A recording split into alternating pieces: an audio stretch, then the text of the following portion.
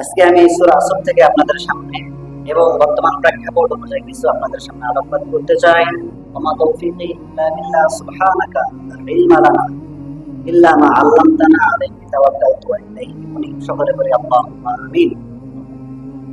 সম্মানিত হাজিরিন, আমি কোরআনুল কারীমের 114টি সূরার মধ্যে থেকে একটি সবচাইতে ছোট সূরাগুলোর মধ্যে অন্যতম সূরা আল আসর, সূরা কাউসারের চেয়ে একটু বড় এই সূরা আসর। এই সূরা আসরের মধ্যে 3টি আয়াতে কারিমা রয়েছে। এটি হচ্ছে কোরআনুল কারীমের 103 নম্বর সূরা। এই সূরার মধ্যে আল্লাহ তাআলা গোটা মানব মণ্ডলীকে উদ্দেশ্য করে তাদের জীবনে লাভ কোথায়, ক্ষতি কোথায়, কল্যাণ কোথায়, অকল্যাণ কোথায়, সেই বিষয় আল্লাহ তাআলা আলোকপাত করেছেন। আমরা পৃথিবীতে একজন মানুষকে তখনই সফল মানুষ মনে করি যখন সে একটা ভালো চাকরি পায়, ঠিক কিনা? আমরা মনে করি সেই ব্যক্তি সফল।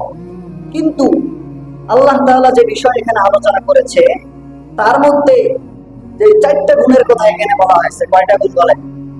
4টা। এই 4টা গুণ যার মধ্যে থাকবে তারাই ক্ষতিগ্রস্তদের হাত থেকে বেঁচে যাবে। জোরে বলি সুবহানাল্লাহ। তো আপনি যদি চাকরি পেয়ে নিজেকে সফল মনে করেন, আল্লাহ বলেন না তুমি সফল নও। আপনি যদি ক্ষমতার চেয়ারে বসে 10 বছর 15 বছর থেকে যদি আপনি মনে করেন যে আমি সফল হয়েছি, আল্লাহর ভাষায় আপনি সফল হতে পারেন নাই।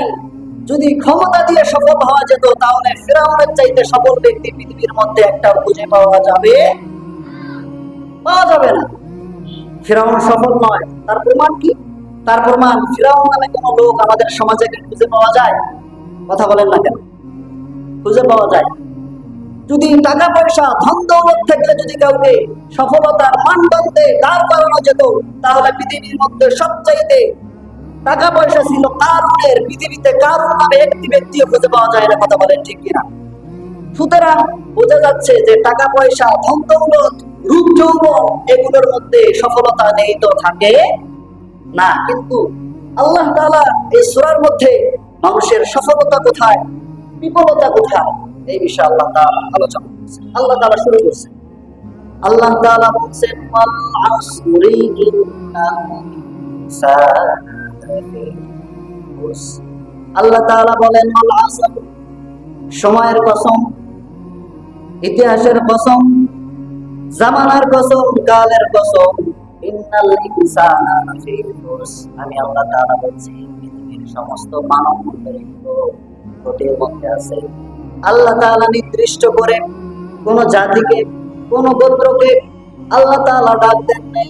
আল্লাহ তাআলা ইনসান শব্দটি ব্যবহার করেছেন এখানে ইহুদি, বৌদ্ধ, খ্রিস্টান, মজুসি, পৃথিবীর মধ্যে যারা মানুষ হিসেবে এসেছে সমস্ত মানব মণ্ডলীদেরকে আল্লাহ তাআলা লক্ষ্য করে বললেন, বান্দারা তোমরা সকলেই ক্ষতির মধ্যে আছো। ইন্নাল ইনসানা লাফি খুসর, পৃথিবীর সমস্ত মানব মণ্ডলী ক্ষতির মধ্যে আছে। আল্লাহ তাআলা বলেন তারা ব্যতীত ইল্লাল্লাযীনা আমানু, 1 নম্বর যার মধ্যে গুণ থাকবে, যারা আমি আল্লাহ তাআলার প্রতি ঈমান আনবে সেই ব্যক্তি ক্ষতিগ্রস্তর মধ্য থেকে তার নামটি আমি আল্লাহ তাআলা বাদ দিয়ে দেব। সুবহানাল্লাহ। 1 নম্বর কোয়ালিটি ঈমান আনতে হবে। 2 নম্বর ওয়ামিলুস সালিহাত, নেক কাজ করতে হবে। ঈমান এনে দাড়ি বড় করে পাগড়ি মাথায় দিয়ে ঘরের মধ্যে বসে থাকলে হবে না, সেই ঈমান মাফিক জীবন যাপন করতে হবে, ঠিক কিনা? ওয়ামিলুস সালিহাত, নেক কাজ করতে হবে। 3 নম্বর ওয়াতাওয়াসাউ বিল হক, নেক কাজ করতে গেলে বাধা বিপত্তি আছে না নাই? আল্লাহ তাআলা এই জন্য সবরের কথা বলছেন। নেক কাজ করবে তারপরে সবরের আয়াত দেওয়া লাগবে কেন? অন্য আয়াত দিলে তো পারতেন। নেক কাজের পর সবরের কথা কেন দিলেন? এর সিগনিফিকেন্স আপনাকে বুঝতে হবে। নেক কাজ করতে গেলে পৃথিবীর অনেক মানুষ নেক কাজ করে তাকে ফুলের তোড়া দিয়ে বরণ করা হয়, আর কিছু নেক কাজ করতে গেলে তাকে তার গলার মধ্যে ফাঁসির রশি দিতে হয়। কথা বলেন ঠিক কিনা? সুতরাং আপনাকে বুঝতে হবে নেক কাজ করতে গেলে সবসময় ফুলের মালা থাকবে না। নেক কাজ করতে গেলে ওয়ামিলুস সালিহাত, ধৈর্য ধারণ করার মতো, সবের হওয়ার মতো সামর্থ্য আপনার থাকতে হবে। এটা হচ্ছে 3 নম্বর গুণ। 4 নম্বর গুণ হচ্ছে ওয়াতাওয়াসাউ বিল হক। 3 নম্বর গুণ হচ্ছে হকের দাওয়াত দিতে হবে। 4 নম্বর হকের দাওয়াত দিতে গেলে বাধা বিপত্তি আসবে, সেখানে আপনাকে ধৈর্য ধারণ করতে হবে। এই 4টা গুণ